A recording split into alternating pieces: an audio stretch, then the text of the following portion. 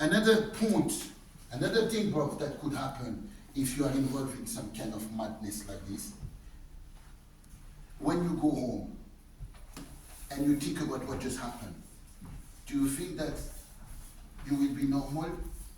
Every time you close your eyes, what will you see? You will see, every time you do this one, you see his face. Every time. A small noise will remind you something connected to that night. And every time a small thing, and back in time to that very moment. And the level of stress every time, shh, shh. Every time. Until it's become too heavy, unbearable. You are experiencing, you are developing mental illness, PTSD. You heard about PTSD? Post what? Traumatic Stress disorder. And PTSD is not just the soldier who go on tour and come back with PTSD. No, anyone.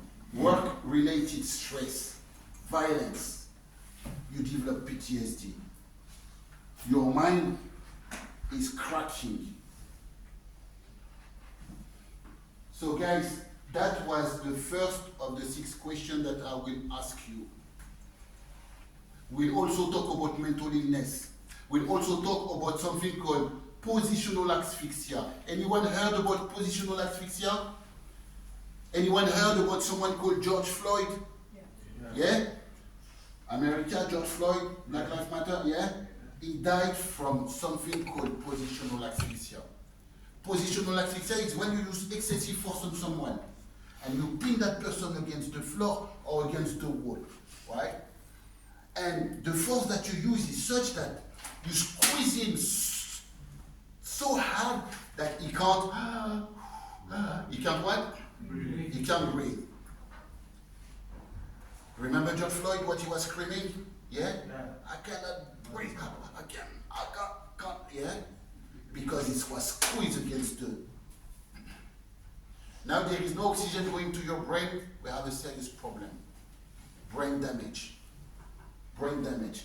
The brain is very greatly on oxygen. The brain needs its oxygen. It is air. And starve, the brain will die. Guys, you watch the UFC or MMA fight when people get choked. Yeah? Clack, clack, boom! Up, squeeze the neck, no air going to the brain. After a few seconds, they pass out, and if it doesn't release it, that's why when they pass out, you see the referee, he just jump, yeah, and remove them straight away, because stay like this few seconds more. The guy will never be the same if he survives. And you stay like this, when he pass out, you stay like this another minute, and he's dead for sure. So, guys, it's very, very important to acknowledge and to understand those points. Those trainings, they are not a waste of time. You want to be safe, you want to keep people safe, you need to understand your power, your physical power, but also the legal power that we have. Because one step outside our legal boundaries and we become the bad man. A situation where you will claim the self-defense, if someone come after you, yeah, and you move away from the trouble, and he's still chasing you, he puts you in a situation of self-defense. But if he's chasing you, stay back, papa, you drop him. And he's on the floor now. He's not a threat no more. And you make the mistake to boom, or one of your colleagues. You understand that the self-defense here will not be applied. This one is a pure assault. And you and your people will face the judge. And maybe, well, for sure your license, you say goodbye to your license, yeah? But your freedom and also the venue will be in trouble big time. So, guys, teamwork, we say teamwork for a reason as well. A member of your team could all get sacked, license revoked, or end up in jail. Yes?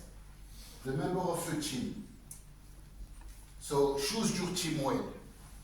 People with mind, experience, and also all those qualities that we